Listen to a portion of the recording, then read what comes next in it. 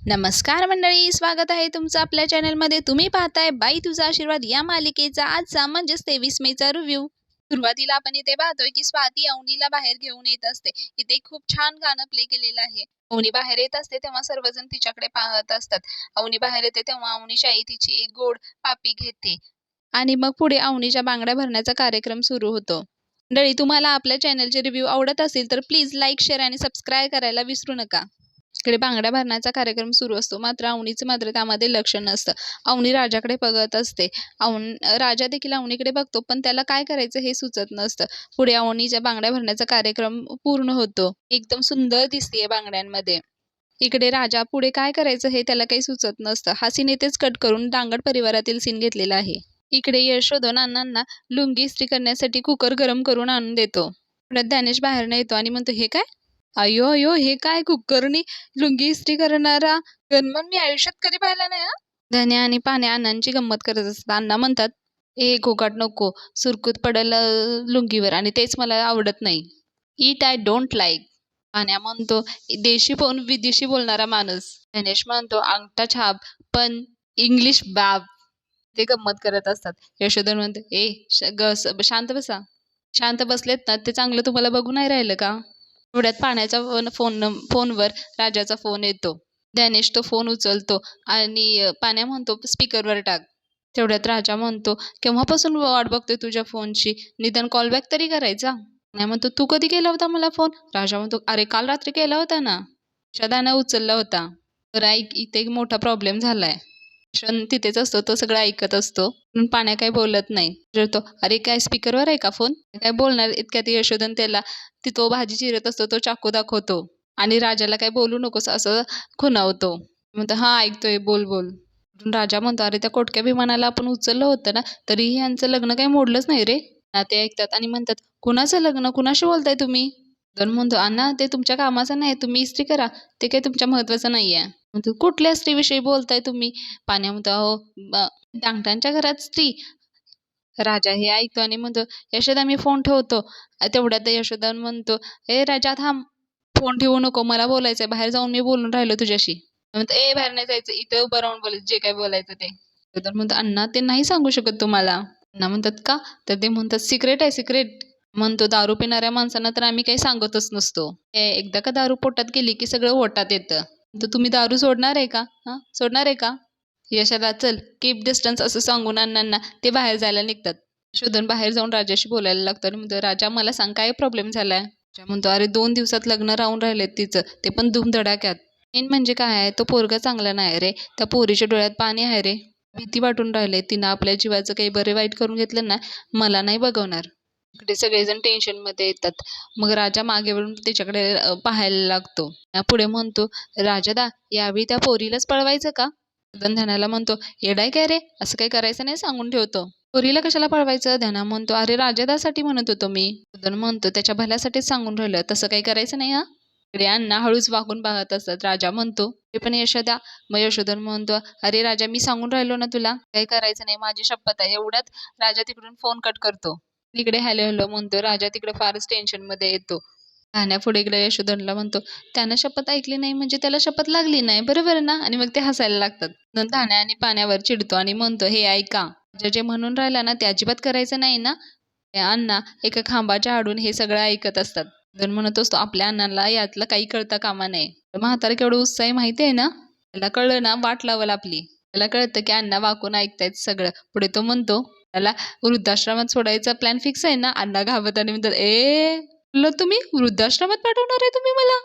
रडायची action करून, अरे यशा काय रे. आणि मग सगळे हसायला लागतात, त्यांची गंमतच करत असतात. अण्णाला यातलं काही कळू नये म्हणून. म्हणतात, हसताय काय तुम्ही, मला वृद्धाश्रमात टाकणार होय? तेवढे पाण्या म्हणतो, अण्णा आम्ही नाही, त्या वृद्धाश्रमवाल्यांचा आग्रह आहे. बाजीराव दांगटांसारखा माणूस अख्ख्या जगात नाही. आमच्याकडे धाडा अशी रिक्वेस्ट केली आहे त्यांनी. इकडे बघून म्हणतो, नाही का? आणि मग धान्या म्हणतो, होय तर राहणं फ्री, फक्त दारू नाही पिणार. म्हणतात, जा तिकडं, जास्त बोललं सर असा हा ना. बापाला वृद्धाश्रमात पाठवतो होय? म्हणतो, म्हणजे जाणार नाही का तुम्ही? अण्णा म्हणतो, हे हॅलो ती जातोय, मी माझं घर सोडून कुठे बी जाणार नाही असं म्हणून अण्णा त्या खांबाला धरून रडायला लागतात, म्हणजे मजा करायला लागतात. सर्वजण हसायला लागतात. अण्णा म्हणतो, हे मी नाही जाणार. म्हणतात हे माझं घर आहे. पाण्या म्हणतो ओ अण्णा. नाही नाही मी नाही जाणार अण्णा. पाण्या म्हणतो ओ अण्णा ऐका तरी, त्या वृद्धाश्रमवाल्यांनी 1,00,000 रुपये जरी तरी दिले तरी आम्ही तुम्हाला नाही जाऊ देणार. आणि अण्णांच्या गालाला हात लावून म्हणतो अहो तुम्ही गेलं तर आमच्या एंटरटेनमेंटचं काय होईल. म्हणतो, अरे म्हणजे मी काय तुमचं एंटरटेनमेंट आहे वे. ते मारायला लागतात सगळे पळून जातात. हा सीन इथेच कट करून पुढे अवनीचा सीन घेतलेला आहे. इकडे अवनीच्या बांगड्या भरून झालेल्या असतात. आई तिच्या कामासाठी काहीतरी बाहेर जाते. परत अवनीच्या फोनवर एक मेसेज येतो. अवनी खूप खुश झालेली असते. मग ती ती ना राजाला बोलवते खुणवून आणि मागच्या बाजूला यायला सांगते. मंडळी त्या अवनीचं सिलेक्शन झालेलं असतं त्यामुळे ती खूप खुश असते. आणि मग ते डेकोरेशन केलेलं असतं त्याच्या मागच्या बाजूला येते. राजाही तिथे येतो आणि अवनी त्याला म्हणते मला काँग्रेस म्हण ना मला काँग्रेस. हां प्लीज म्हण ना. मला बाकी कोणी काही म्हणणार नाही कारण बाकी कोणाला काही कळणारच नाही. तू तरी म्हण ना प्लीज म्हण ना. राजा म्हणतो बरं काँग्रेस. बरं झालं तरी काय. अवनी राजाला फोन दाखवत म्हणते अरे हे बघ मी सिलेक्ट झाले. राजा म्हणतो अरे वा तुम्ही सिलेक्ट झालाय. अरे वा वा कॉंग्रॅच्युलेशन. पण राजाला माहिती नसतं कशासाठी झालंय सिलेक्शन. म्हणतो पण कशासाठी झालंय सिलेक्शन. त्याला सांगत असते अरे मी ना एक मॉडेल बनवलं होतं ऑल इंडिया आर्किटेक्चरसाठी सिलेक्ट झालंय. राजा म्हणतो अरे वा वा वा मला काही कळलं नाही. ही भारी गोष्ट असणार. अवनी म्हणते अरे भारी नाही खूप भारी आहे. तर ते सगळ्यात मोठी आर्किटेक्चर कॉम्पिटिशन असते आणि आता माझं हे मॉडेल डायरेक्ट आशियाला जाणार. मुली खूप खुश झालेली असते. मग तो एशियात. अरे वा म्हणजे मोठी गोष्ट आहे ही. म्हणते म्हणजे काय. एवढ्यात अवनीला तिकडून फोन आलेला असतो. ती म्हणते अरे थांब फोन आलाय मला. ती फोन रिसीव्ह करते. मग तिकडून ना ते कोणी व्यक्ती असतं ती म्हणते congratulation once again. Yes sir thank you very much. Madam सगळ्या डिटेल ऑलरेडी मेलमध्ये होत्या आणि आता तुम्हाला एकदम डिटेल प्रेझेंटेशन द्यावं लागेल. मी म्हणते हो सर माहिती आहे मला मी देईन ना प्रेझेंटेशन. ती व्यक्ती म्हणते त्यासाठी तुम्हाला पुण्याला यावं लागेल आणि नंतर थेट सिंगापूरला यावं लागेल. मी म्हणते काय सिंगापूरला. ती म्हणते हो मॅडम आपलं मेन हेड ऑफिस तिकडेच आहे ना. अवनीला थोडं टेन्शन येतं. इकडे तिकडे पाहते तर ती सगळेजण डान्स करत असतात. तिच्या लग्नाची तयारी सुरू असते त्यामुळे तिला टेन्शन येते. मग ती पुढे म्हणते सॉरी सर पण मला वाटतं हे मला शक्य नाही होणार. म्हणते का. तिला सांगत असतो ओ मॅडम ही once in a life opportunity आहे. इतक्या हजारो लोकांमधून तुम्ही सिलेक्ट झालात. अहो तुमच्या करिअरसाठी ही एक चांगली अपॉर्च्युनिटी आहे. I know sir but I don't think so it is possible. खरंच नाही जमणार. I am really sorry. ती व्यक्ती हॅलो हॅलो म्हणत असते. तेवढ्यात अवनी फोन कट करते. राजाला कळतं काहीतरी झालेलं आहे. राजा म्हणतो तुम्ही नाही म्हणालात. अवनी म्हणते मग काय हो म्हणू. दिसतंय ना सगळी किती तयारी चालू आहे. लग्न होणार आहे माझं. ते पण धूमधडाक्यात. आपलाच पराक्रम आहे म्हणा. आता हे कॉम्पिटिशन करिअर ह्याला काही अर्थ नाही रे उरला. सगळं कसं संपलंय. जी द्विधा मनस्थिती झालेली असते. लग्न इकडे करिअर काय चूज करावं हे तिला कळत नसतं. वडिलांच्या पुढे तर तिला जाता येत नसतं. इकडे तिकडे पाहते तर सगळेजण नाचण्यात तयारीमध्ये लग्नामध्ये गुंग असतात. राजाला टेन्शन येतं आता काय करावं हे त्यालाही कळत नसतं. काय सजेशन द्यावं. अवनी निघून जाते आणि मग ती जात असते ते गाणं लावलेलं असतं. खूप छान गाणं प्ले केलेलं आहे. सुंदर शब्द आहेत गाण्याचे. अवनीच्या या परिस्थितीला पूर्णतः ते मॅच होत आहेत. टीव्हीवर नक्की हा एपिसोड पहा तुम्हाला खूप छान वाटेल. पुढे स्वाती अवनीला मेहंदी काढायला चल म्हणून घेऊन जाते आणि मग तिथे ती सजावट केलेली असते तिथे तिला घेऊन जाते. अवनी फारच नर्वस झालेली असते. तिच्याकडे दुसरा कोणता पर्याय देखील नसतो. ती मग अवनीच्या हातावर मेहंदी काढायला सुरुवात होते. अवनी इकडे तिकडे पाहत असते. तिच्या डोळ्यात जवळपास अश्रू आलेले असतात. सर्व झाल्यानंतर अवनी तिच्या बेडरूममध्ये असते. बसलेली असते तेवढ्यात तिचा फोनवर मेसेज येतो. ती फोन हातात घेते आणि बघते तर तो विवानचा व्हॉट्सअप मेसेज असतो. त्याने तिला एक फोटो आणि ऑडिओ पाठवलेला असतो. ऑडिओमध्ये तो म्हणत असतो मॅच होणारं काहीतरी घाल नाहीतर लोक म्हणतील नवरा एवढा स्टायलिश आणि बायको एवढी गबाळी. हे बघून अवनी फोन बंद करते आणि तिथे टाकून देते. परत तिचा फोन वाजायला लागतो. विवान तिला फोन करत असतो. नाईलाजाने फोन रिसीव्ह करते. ती हॅलो म्हणते तेवढ्याच विमान इकडून म्हणतो कसा वाटला फोटो. ते तू माझा फोटो इग्नोर का करतेस. साधा रिप्लाय पण नाही केलास. चिडून म्हणते आता नेहमी रिप्लाय दिलाच पाहिजे का. विवान म्हणतो विषय बदलायचा नाही. तुला माझा शर्ट नाही आवडला का. अवनी म्हणते तुला आवडला ना मग बस झाला. विवान म्हणतो ओ हो वा माझी आवडच तुझी आवड असणार आहे का. मग मी सांगेन तसेच कपडे घालायला लागतील ना. अवनी इकडे चिडते. म्हणतो चिडलीस का तू. चिडचिड होते का तुझी? अगं इट्स ओके, आपलं लग्न जवळ आलंय ना. असं म्हणतात लग्न अगदी सगळ्याच मुलींची चिडचिड होते. कोणी म्हणते लग्न होतंय ना म्हणून चिडचिड होते. आणि म्हणतो हो का? अगं पण चिडचिड करून काय उपयोग आहे का? आपलं लग्न होणार आहे. आपलं लग्न होणार आहे आणि मी तुला कॅनडाला घेऊन जाणार आहे.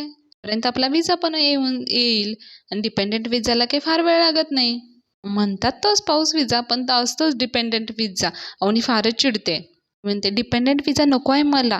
तिकडून विमान ओ माय गॉड, मग तू कॅनडाला कशी येणार आहेस? अच्छा जॉबसाठी येणार आहेस? आणि तो हसायला लागतो. अगं मी तुला सांगितलं ना तुझ्या त्या बेसिक गोल्ड मेडलला कॅनडामध्ये काहीच किंमत नसते, त्यामुळे तुला माझ्यावरच डिपेंडंट राहायला लागेल. त्यामुळे तू आत्तापासूनच सवय करून घे हां, म्हणजे सवय लागेल. अवनी चिडते म्हणते झालं ठेवू मी फोन? आणि पुढे म्हणतो अगं ग एक मिनिट थांब, जसा मी तुला फोटो पाठवलाय ना तसं तू लग्नाची साडी घालणार आहेस ना तो फोटो मला पाठव. मला जरा बघायचंय तुझी साडी आणि माझं सूट मॅच होतंय का. तर बदलायला बरं. अवनी हा ऐकते फोन कट करते. पुढे विवान बोलत असतो पण अवनी फोन कट करून देते. आणि फोनकडे बघत असतो पण फोन कट झालेला असतो. पुढे हा सीन इथेच कट करून राजाचा सीन घेतलेला आहे. राजा बाहेर दारात फेऱ्या मारत असतो. त्यालाही झोप लागत नसते. तो स्वतःच्याच मनाशी बोलत असतो. उद्यापासून आयुष्यात हॅपीनेस होणार नाहीये. त्याला मी काहीच करू शकत नाहीये. त्यांच्या आयुष्यात वाईट होऊन राहिलंय. त्याला टेन्शन आलेलं असतं. तो इकडून तिकडे फेऱ्या मारत असतो. उघड्या डोळ्यांनी हे काही बघू शकत नाही. डोळे बंद करून घेतलेलेच बरे असं म्हणून तो तिथे असलेल्या बेंचवर पडतो. जस्टच डोळे झाकून झोपलेलं असतं तेवढ्यात अवनी येते. ऑलरेडीच विवानमुळे खूप चिडलेली असते. ती राजाजवळ येऊन म्हणते वा छान हं, झोप ढाराडूर झोप. राजा म्हणतो पटकन उठतो आणि म्हणतो अरे तुम्ही एवढ्या रात्री? ते इथे माझी झोप उडाली आणि तू मात्र ढाराडूर झोपलाय. राजा म्हणतो आता आपली पण गत तशीच आहे. अवनी म्हणते म्हणजे?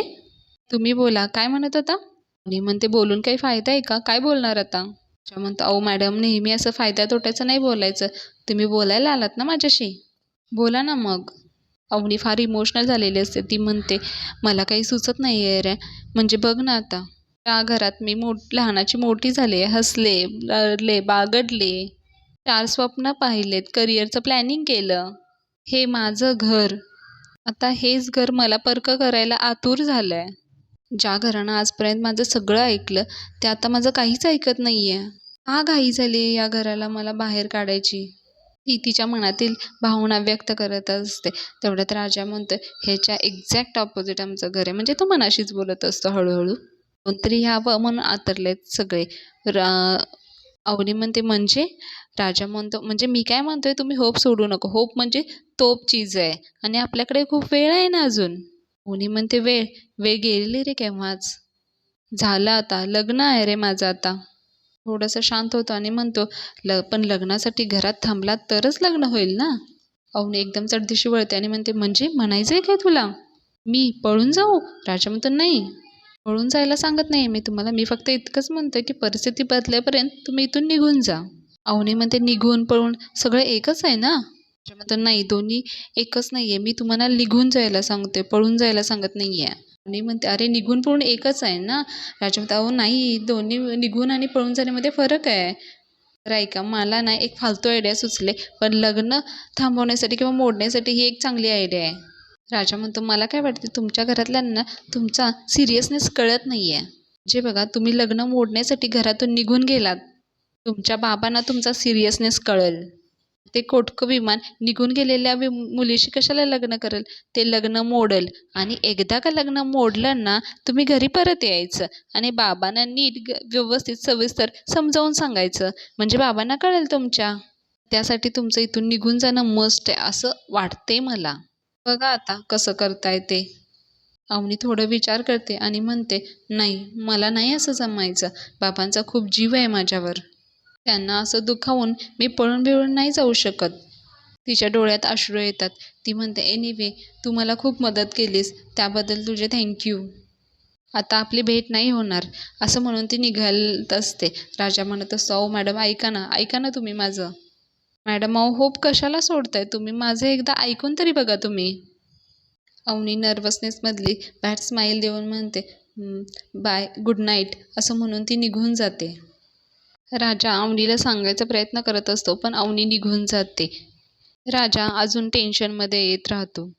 कसं आहे मंडळी, अवनीला करिअर चूज करायचं आहे, पण वडिलांच्या पुढे जाता येत नसल्यामुळं तिला पर्याय उरलेला नसतो. पुढे हा सीन इथेच कट करून सुलक्षणा आत्याचा सीन घेतलेला आहे.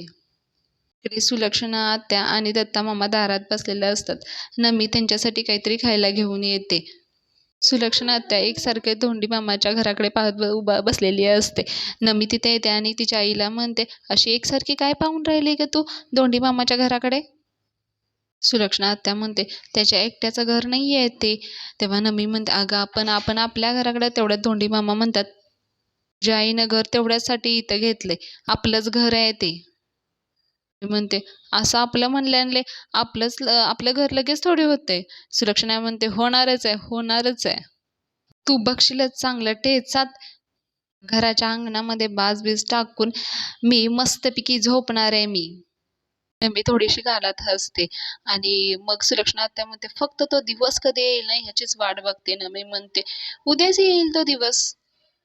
हां, उद्याच येईल की. माझं लग्न तू यशाबरोबर लावून टाक, म्हणजे तुला जे बाज-बीज टाकून झोपायचंय ते निवांत झोपून टाक. सुलक्षणा आता चिडते आणि म्हणते, दातच पाडून टाकीन पुढं बोललीस तर. जोवर मी जिद्दी तोवर या घरात एकही पोरगी सून म्हणून येऊ देणार नाही मी. दत्ता मामा पुढे म्हणतो, हां आणि कोण देणार आहे त्याला पोरी? दारुडा आणि खोनी माणूस आणि त्या बापाची 3 तऱ्हेची 3 पोरं. लक्षणं आता म्हणते, 3 पोरं कशी रे? अरे 4 पोरं म्हण की. दत्ता मामा म्हणतो, अरे मग अगं सुले मला टेन्शन फक्त त्या राजाचंच आहे बघ. तुला आत्या म्हणते, का बरं? दत्ता मामा म्हणतो, अगं आणून आणून कोण आणणार बरं? कोण तर फक्त राजाच आणू शकतो पोरगी. सुलो आत्या म्हणते, दाद्या उचलली जीवन लावली टाळ्याला, असं नको ना करू. असल्या घरामध्ये कोण बांधणार आहे पोरगी पळवून? नमी म्हणते, आणि आणलीस तर? सुलो आत्या म्हणते, थोबडच फोडीन बघ. बघतेच मी कशी काय घेऊन येतोय या घरात तो पोरगी. आता नाही मंडळी, नमीची फारच इच्छा असेल लग्न करून यशाबरोबर लग्न करून त्या घरात जाण्याची, पण सुलो आत्याला मात्र तिथे तिचं लग्न लावून द्यायचं नसतं आणि बाकी कोणाचंही लग्न होऊ द्यायचं नसतं. हा सीन कट करून अवनीचा पुढे सीन घेतलेला आहे. मंडळी, तुम्हाला आपले रिव्ह्यू कसे वाटतात ते कमेंट्समध्ये नक्की कळवा आणि आपल्या चॅनेलला लाईक, शेअर आणि सबस्क्राईब करायला विसरू नका. असेच छान छान रिव्ह्यू पाहायला आपल्या चॅनेलला सबस्क्राईब करा. पुढे अवनी राजाशी बोलून तिच्या बेडरूममध्ये आलेली असते झोपण्यासाठी. ती फोन उचलते आणि बघते तर तिला विवानचे खूप फोन आलेले असतात. ती फोन उचलते आणि बघते तर 30 मिस कॉल. चिडते आणि स्वतःशीच म्हणत असते, ह्या माणसाला काही अक्कल नावाची गोष्ट आहे की नाही? ती ते फोन सायलेंटवर करते आणि पळ झोपून जाते. इकडे विवान अवनीला सतत फोन करत असतो, पण अवनी फोन रिसीव्ह करत असते. ती फोन सायलेंटवर करून झोपीच गेलेली असते. इकडे विवान फार चिडलेला असतो. विवान सतत अवनीला फोन करत असतो, पण अवनी झोपलेली असते. मग हा सीन इथेच कट करून दुसऱ्या दिवशीची पहाट दाखवलेली असते. अवनी सकाळी उठून तिच्या बेडरूममध्ये प्राणायाम करत बसलेली असते. तेवढ्यात स्वाती येते. स्वाती अवनीला सारखे हलवत असते. अवनी, अवनी. अवनी तिच्याकडे लक्ष देत नसते. मी म्हणते, 5 मिनिटं थांब, 5 मिनिटं थांब. अवनी म्हणते, अगं माझं ऐकून घे तू. अवनी चिडून म्हणते, फोन मेलाय माझा. स्वाती म्हणते, अगं चार्ज करायचा ना फोन. ती म्हणते, अगं विवानशी बोलून घे, त्याचे फोन येत आहेत मला. अवनी फार चिडते आणि म्हणते, अगं त्यानं तुला पण फोन केला? स्वाती म्हणते, अगं नुसता कॉल नाही, 50 कॉल केलेत. स्वाती म्हणते, अगं 50 कॉल कोण करतं का? अवनी हसायला लागते म्हणते, आणि 50 कॉल? अवनी तिचा फोन वरती धरते, स्वातीला दाखवते आणि म्हणते, अगं 150 कॉल आलेत मला, 150. अगं मूर्ख आहे तो, खूप मूर्ख माणूस आहे तो. अगं तो खूपच मूर्ख माणूस आहे.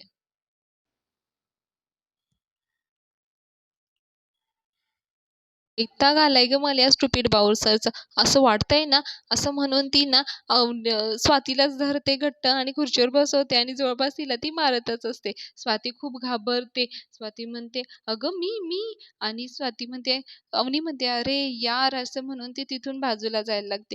अवनीची फारच चिडचिड होत असते. इथे अवनीचे वडील आणि तिचा भाऊ हे डायनिंग टेबलवर नाश्त्यासाठी बसलेले असतात.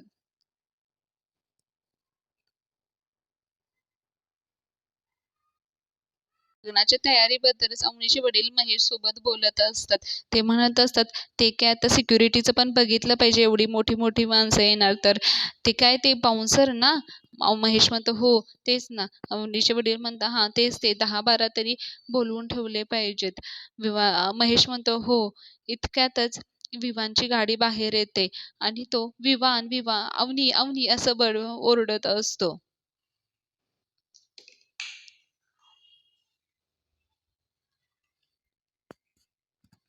राजा बाहेरच असतो. राजामध्ये या कोटक्या विमानाची काही ना काहीतरी गणगण असतेच. विमान बाहेरूनच अवनी अवनी करत असं ओरडत येत असतो. इकडे अवनीचे वडील आणि भाऊ देखील शॉक होतात. हा विमान असा का करतोय? मग काय झालं असेल ह्याला? महेश म्हणतो थांबा मी बघतो. असं म्हणून महेश विवानच्या मागे जातो. तो म्हणतो काही गडबड व्हायला नको. तो विवानच्या मागे मागे अवनीच्या बेडरूममध्ये जायला लागतो. इकडे अवनी आणि ही स्वाती बोलत असते 150 मिस कॉल केलेत.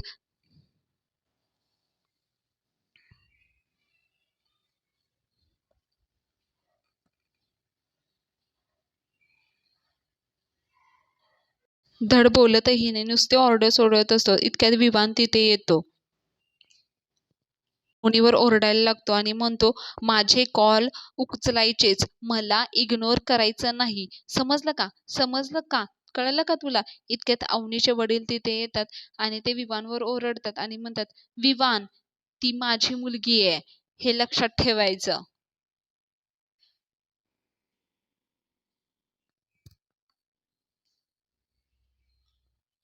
कधीही विसरायचं नाही. विवान शांत होतो आणि म्हणतो सॉरी अंकल. आणि मग तो नाटक करायला लागतो आणि तो तिला अवनीच्या वडिलांना सॉरी म्हणतो आणि अवनीला देखील सॉरी म्हणतो. पण तो तिच्या वडिलांना सांगत असतो पण अंकल ट्राय टू अंडरस्टँड, मला खूप काळजी वाटत होती. मग एक नाही अहो, 150 कॉल केलेत मी तिला.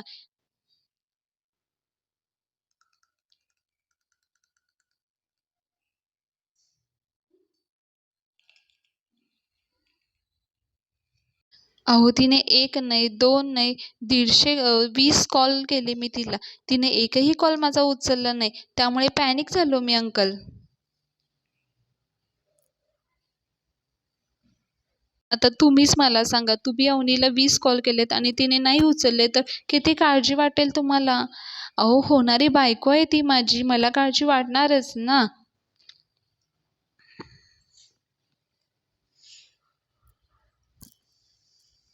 मला काळजी वाटायला लागली. मला काहीच कळेना तिचा फोन कोणाकडे आहे, तिच्याकडे आहे की नाही. मला काळजी वाटायला लागली. जसं मला कोणी किडनॅप केलं, तसं उद्या तिला कोणी किडनॅप केलं तर मी काय केलं असतं अंकल? तिचा भाऊ म्हणतो, असं जर कोणी केलं असतं ना, तर मी त्याला इथेच गाडून टाकलं असतं. अवनीचे वडील महेशला थांबवतात आणि म्हणतात, थांब." असं म्हणून ते इशारा करतात. महेश शांत होतो आणि कडे पाहायला लागतो. महेश म्हणतो देशमान्यांची मुलगी आहे ती. असं करण्याचा कोणी प्रयत्नच करणार नाही. विवान म्हणतो पण देशमान्यांच्या जावयाला तर किडनॅप केलंच होतं ना, तसं काही अवनीसोबत झालं असतं तर? मंडळी आजचा भाग हा इथेच संपलेला आहे. पुढील भागामध्ये आपण पाहणार आहोत की तिच्या वडिलांना म्हणते या सनकी माणसाशी तुम्ही माझं लग्न लावून देणार आहात का? तेव्हा अवनीचे वडील चिडून तिला कानाखाली मारतात. तर पाहूया पुढच्या